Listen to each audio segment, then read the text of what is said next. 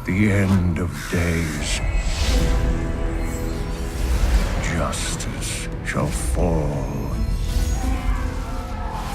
upon the world of men.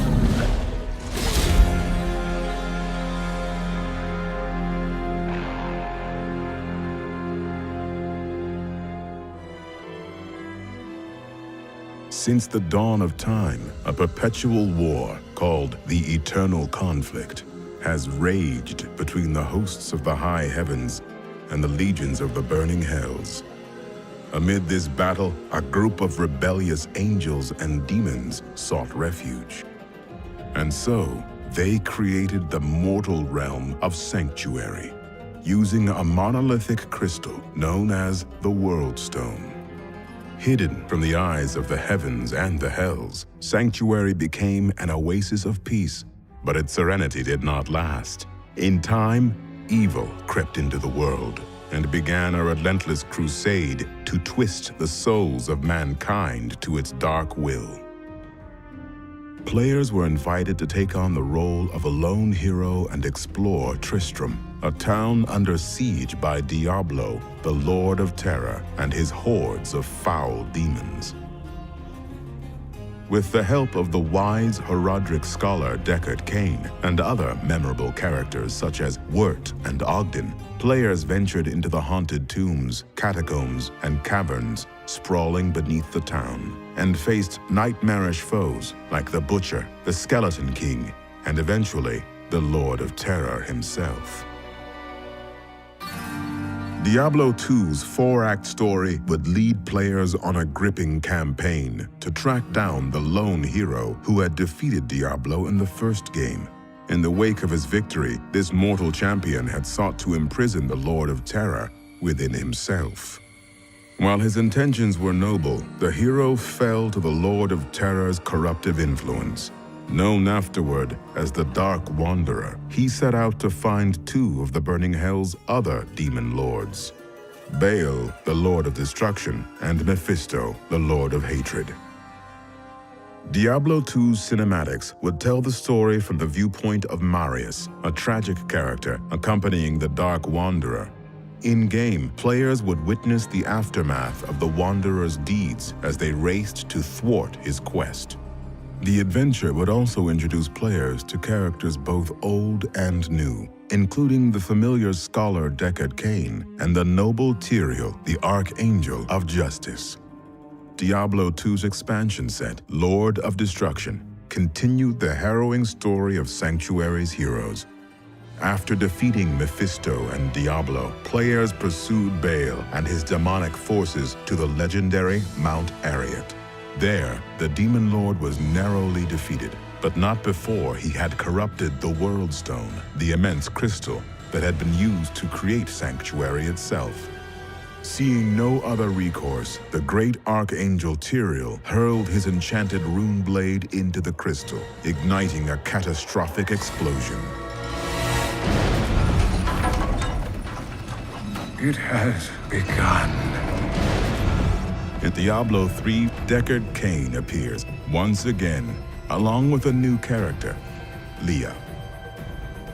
The story takes place 2 decades after the World Stone's destruction, when a fiery comet appears in the skies, careening toward Tristram's dilapidated cathedral.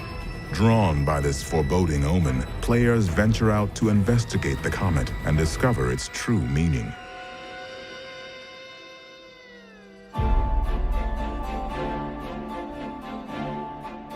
Over a decade ago, the journey into Sanctuary began. In 1995, a small development studio named Condor Games set out with the ambitious dream of creating a claymation turn-based single-player RPG. Its working title was Diablo. Condor pitched its radical idea to various publishers, until the company approached Blizzard Entertainment, a developer fresh off the success of its real-time strategy game, Warcraft 2. The promise of swords, sorcery, and slicing through waves of demons was enough to sell Blizzard on the idea. The two companies dug in and set to work on Diablo, but not without making a few changes to the game's state. Diablo's turn-based mechanic was replaced with real-time combat. In hindsight, this was a crucial decision. The game's relentless hack-and-slash feel would become one of the franchise's cornerstones. As work on Diablo moved forward, Blizzard was increasingly impressed with Condor's creativity and design savvy. Halfway through the game's development, Blizzard's parent company, Davidson & Associates, acquired Condor. The studio was later renamed Blizzard North.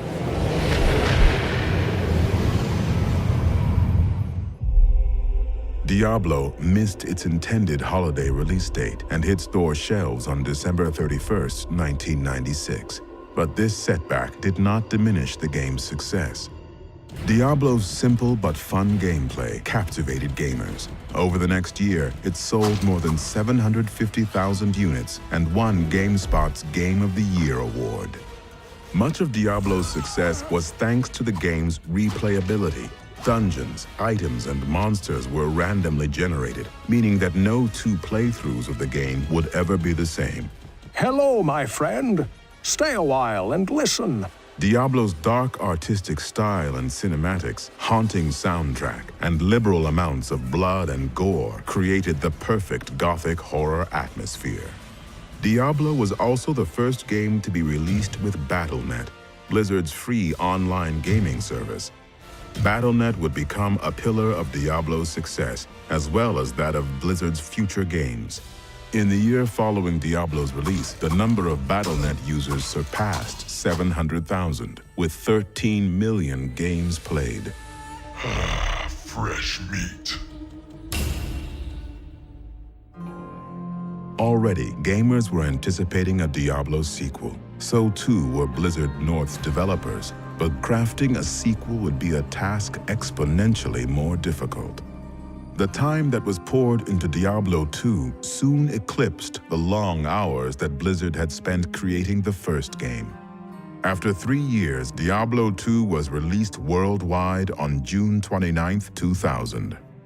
Diablo 2 introduced many new features to the franchise, such as branching skill trees, crafting, and even the legendary cow level.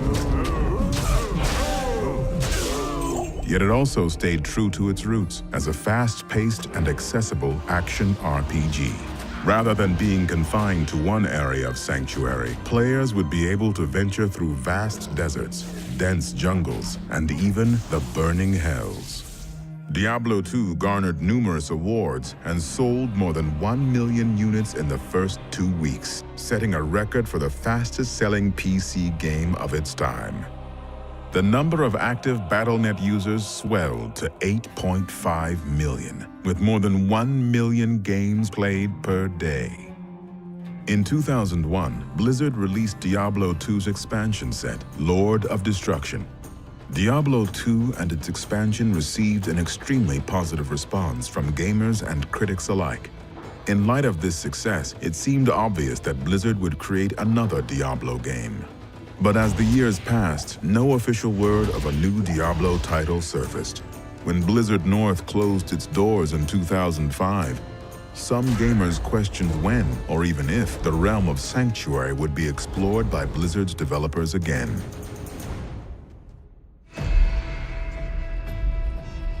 In truth, development on Diablo 3 had begun in 2000, although this early version of the game was altered drastically over time. Following Blizzard North's closure, some of Diablo's developers moved to the company's headquarters in Southern California. There, work progressed on what would become Diablo 3. In 2006 and 2007, the Sin War trilogy by Richard A. Knack was released. These novels created a foundation for Diablo's future lore and also hinted that Blizzard had not abandoned Sanctuary.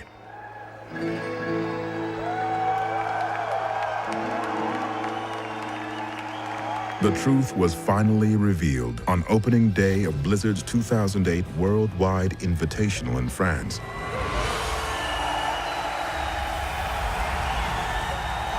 Following this announcement, information about Diablo 3 flooded the internet, while playable demos were showcased to the public at conventions such as BlizzCon. Like its predecessor, Diablo 3 features 5 distinct classes. New mechanics include health globes to enhance the pace of combat, a more refined PvP system complete with competitive play environments, and new skill trees and crafting systems that allow gamers to customize their characters in exciting ways. What am I missing, Uncle? What am I supposed to see?